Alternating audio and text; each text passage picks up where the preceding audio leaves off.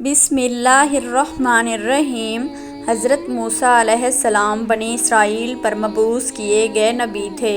ان کا اصل نام ملک فلسطین تھا۔ حضرت یوسف علیہ السلام کے مصر جانے کے بعد حضرت یعقوب علیہ السلام کی اولاد نے مصر میں زندگی بسر کی، لہٰذا حضرت موسیٰ علیہ السلام بھی انہی مہاجرین میں سے ایک خاندان میں پیدا ہوئے۔ اسرائیل کے ایک گھر میں 1520 عیسوی میں پیدا ہوئے۔ آپ علیہ السلام کے والد کا نام عمران، ماں کا نام یوکبد اور بڑے بھائی کا نام ہارون اور بہن کا نام مریم تھا۔ جب بنی اسرائیل حضرت یوسف کی وجہ سے مصر میں جا کر رہنے لگے، اللہ تعالیٰ نے ان کو بے شمار رزق اور عزت سے مالا مال کر دیا۔ وہ لوگ اللہ تعالیٰ کی بے شمار نعمتوں کا شکر ادا کرنے کے بجائے نافرمان ہوتے گئے۔ اللہ تعالیٰ نے ان پر ایک ظالم حکمران فرعون بھیج دیا جو بنی اسرائیل کی مخالفت کرتا تھا۔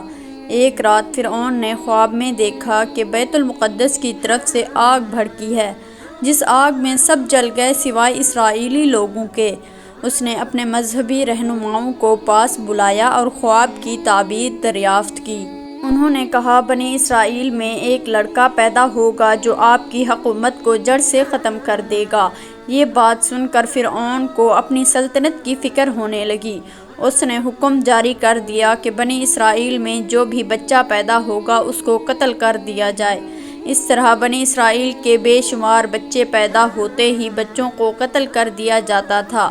فرعونیوں کو یہ ڈر ہونے لگا، اگر سارے ہی اسرائیلی بچے مار دیے جاتے رہے تو پھر اسرائیلی غلام ختم ہو جائیں گے۔ اس کے بعد فرعون نے اپنے علماء کے کہنے پر یہ حکم جاری کیا کہ 1 سال بچوں کو قتل کر دیا جائے اور 1 سال کے بچوں کو زندہ چھوڑ دیا جائے۔ چنانچہ طاق عدد کے سالوں میں پیدا ہونے والے بچوں کو زندہ چھوڑ دیا جاتا اور فرعون کے حکم کی تعمیل شروع ہو گئی۔ جس سال بچوں کو زندہ چھوڑا جاتا تھا اس سال حضرت ہارون علیہ السلام پیدا ہوئے، اور جس سال بچوں کو مارنے کا حکم جاری کیا گیا تھا اس سال حضرت موسیٰ علیہ السلام پیدا ہوئے۔ حضرت موسیٰ علیہ السلام نے فرعون کے خلاف جد و جہد کی، جس کی مثال آج تک نہیں ملی۔ آپ علیہ السلام فرماتے ہیں کہ ظالم کے خلاف جب تک جہاد کرو گے، اللہ تعالیٰ اس وقت تک ہماری مدد کرتا رہے گا۔ یہاں فرعون کا واقعہ بیان کرنا مقصود نہیں ہے، یہ سبھی جانتے ہیں کہ کس طرح حضرت موسیٰ نے کلمہ حق بلند کیا اور فرعونیوں کو نیست و نابود کیا۔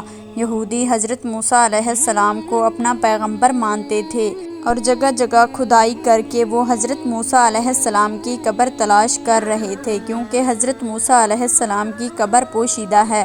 حضرت موسیٰ علیہ السلام کہاں دفن کیے گئے، اس بارے میں مختلف روایات ملتی ہیں۔ ایک روایات کے مطابق حضرت موسیٰ علیہ السلام کی قبر مصر میں اور شام کے ایک میدان طیہ میں ہے، جس کو وادی طیہ اور وادی سینا بھی کہتے ہیں۔ ایک اور روایات میں ہے کہ حضرت موسیٰ علیہ السلام میدان طیہ سے گزر رہے تھے کہ حضرت موسیٰ علیہ السلام نے اللہ تعالیٰ سے دعا کی اور اپنی قوم کو بھی یہی ترغیب دی کہ مجھے بیت المقدس میں دفن کرنا۔ قصص الانبیاء میں حضرت موسیٰ علیہ السلام کی موت کا ذکر اس طرح پایا جاتا ہے کہ آپ علیہ السلام فرشتوں کی ایک جماعت کے پاس سے گزر رہے تھے۔ وہ ایک قبر کھود رہے تھے جس میں سے خوشبو کی لہر باہر آ رہی تھی۔ حضرت موسیٰ علیہ السلام نے ایسی قبر کبھی بھی نہیں دیکھی تھی۔ حضرت موسیٰ علیہ السلام فرشتوں کے پاس آئے، ان سے پوچھا، یہ تم کس کے لیے قبر کھود رہے ہو؟ انہوں نے جواب دیا، ہم یہ قبر اللہ تعالیٰ کے ایک نیک پیغمبر کے لیے کھود رہے ہیں۔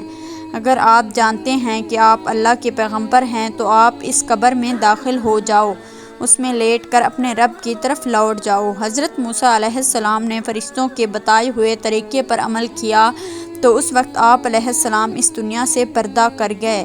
اس طرح فرشتوں نے آپ علیہ السلام کی نماز جنازہ ادا کر کے آپ علیہ السلام کو دفن کر دیا۔ طبری میں بیان کیا گیا ہے کہ حضرت موسیٰ علیہ السلام کی قبر بیت المقدس میں واقع ہے۔ حضرت ابن عباس رضی اللہ تعالیٰ عنہ سے مروی ہے کہ اللہ تعالیٰ کے پیغمبر حضرت موسیٰ علیہ السلام کی قبر کے بارے میں اللہ تعالیٰ کے سوا کسی کو کچھ علم نہیں ہے۔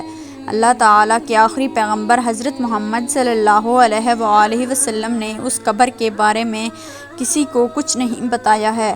آپ علیہ السلام کا فرمان ہے کہ اگر یہودیوں کو حضرت موسیٰ اور حضرت ہارون کی قبروں کے بارے میں علم ہو جاتا تو وہ ضرور ان دونوں بھائیوں کو اپنا خدا مان لیتے۔ اسرائیلیوں کا یہ ماننا ہے کہ حضرت موسیٰ علیہ السلام کو فلسطین کے قریب دفنایا گیا تھا۔ ان کی قبر مسجد اقصیٰ کے ارد گرد ہے، اس لیے یہودیوں نے فلسطین کے قبضے کے بعد مسجد اقصیٰ کے قریب کئی جگہوں پر کھدائی کی، لیکن ان کو حضرت موسیٰ علیہ السلام کی قبر کے بارے میں کوئی علم نہ ہو سکا۔ یہودیوں نے مسجد اقصیٰ کی ہر طرف کھدائی کی، لیکن انہوں نے مسجد کے بائیں طرف کبھی کھدائی نہیں کی۔ ماہرین کا کہنا ہے کہ اگر انہوں نے مسجد اقصیٰ کے بائیں جانب کھدائی کرنے کی کوشش کی تو پوری مسجد ہی ان پر آ گرے گی۔ اس کے بارے میں کسی کو کوئی علم نہ ہو سکا کہ حضرت موسیٰ علیہ السلام کی قبر کہاں پر ہے۔ اس کے بارے میں اللہ تعالیٰ کے سوا کسی کو علم نہیں ہے۔ حضرت موسیٰ علیہ السلام کی وفات کا واقعہ اس طرح مذکور ہے۔ حضرت ابو ہریرہ رضی اللہ تعالیٰ عنہ فرماتے ہیں کہ جب موسیٰ علیہ السلام کی وفات کا وقت قریب آیا تو موت کا فرشتہ ان کی خدمت میں حاضر ہوا اور کہا، اپنے پروردگار کی جانب سے پیغام اجل کو قبول فرمائیے۔ حضرت موسیٰ علیہ السلام نے اس کو تماچا رسید کر دیا جس سے اس کی آنکھ پھوٹ گئی۔ تب اس نے دربار الہی میں جا کر شکایت کی، تیرا بندہ موت نہیں چاہتا اور یہ کہ اس نے مجھے تماچا رسید کر دیا۔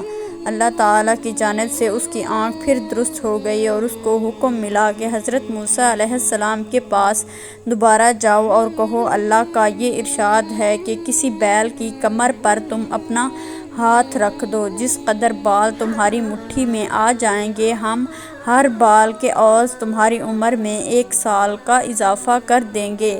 فرشتے نے دوبارہ حاضر ہو کر حضرت موسیٰ علیہ السلام کو خدا تعالیٰ کا پیغام سنایا تو حضرت موسیٰ علیہ السلام نے دریافت کیا کہ بارگاہ الہی میں اس کے بعد کیا انجام ہوگا۔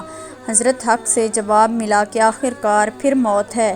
تب حضرت موسیٰ علیہ السلام نے عرض کیا کہ اگر طویل سے طویل زندگی کا نتیجہ موت ہی ہے پھر وہ شے آج ہی کیوں نہ آ جائے، اور دعا کی، یا رب العالمین اس آخری وقت میں ارض مقدس کے قریب کر دے۔ نبی کریم صلی اللہ علیہ وآلہ وسلم نے ارشاد فرمایا کہ اگر میں اس جگہ ہوتا تو تم کو حضرت موسیٰ علیہ السلام کی قبر کا نشان دکھاتا کہ وہ سرخ ٹیلے کے قریب اس جگہ دفن ہے۔ ضیاء مقدسی کہتے ہیں کہ اریحہ میں سرخ ٹیلے کے قریب ایک قبر ہے جس کو حضرت موسیٰ علیہ السلام کی قبر بتایا جاتا ہے۔ دوسرے تاریخی اقوال کے مقابلے میں یہ قول صحیح ہے، اس لیے کہ میدان طیہ کے سب سے قریب وادی مقدس کا علاقہ اریحہ کی بستی ہے اور اسی جگہ وہ قصیب امہر واقع ہے جس کا ذکر حدیث میں آیا ہے۔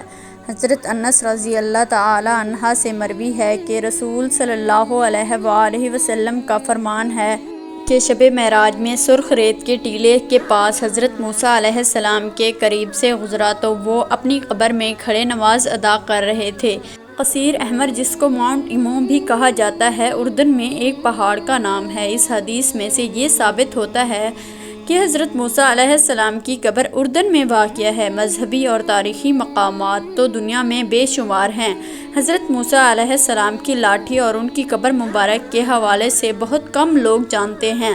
اردن میں حضرت موسیٰ علیہ السلام سے متعلق ایسی کئی چیزیں اور مقامات موجود ہیں جو کہ آنے والے لوگوں کو حضرت موسیٰ علیہ السلام سے متعلق جاننے کی جستجو پیدا کرتے ہیں۔ اردن میں جبل نیبو پہاڑ پر حضرت موسیٰ علیہ السلام کے عصا سے مماثلت رکھتا ہے اور ایک عصا بھی موجود ہے جو کہ اس بات کی نشاندہی کرتا ہے کہ حضرت موسیٰ علیہ السلام کا عصا کتنا بڑا اور طاقتور تھا۔ جبل نیبو حضرت موسیٰ کا آخری مقام ہے جہاں وہ مصر سے اپنی قوم کو لے کر آئے تھے۔ بڑے بڑے پتھروں سے اور ہلکے براؤن رنگ سے بنے پتھر اس بات کی نشاندہی کرتے ہیں کہ یہ مقام کافی پرانا ہے جہاں کافی عرصے سے لوگوں کا گزر ہوتا ہے۔ فلسطین اور بیت المقدس کے عین سامنے موجود جبل نیبو کی بناوٹ کچھ اس طرح کی ہے کہ فلسطین اور بیت المقدس صاف طور پر دکھائی دیتا ہے۔ جبل نیبو کا مقام اس حد تک دلچسپ اور دل فریب منظر ہے کہ یہاں سے کھڑے ہو کر جہاں تک نگاہ جاتی ہے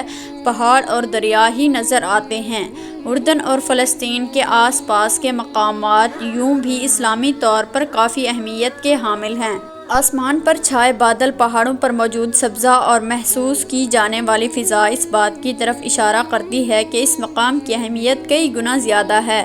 حضرت موسیٰ علیہ السلام کی قبر سے متعلق کہا جاتا ہے کہ ان کی قبر اسی علاقے میں کہیں موجود ہے، لیکن کسی کو نہیں معلوم کہ قبر کا مقام کہاں ہے۔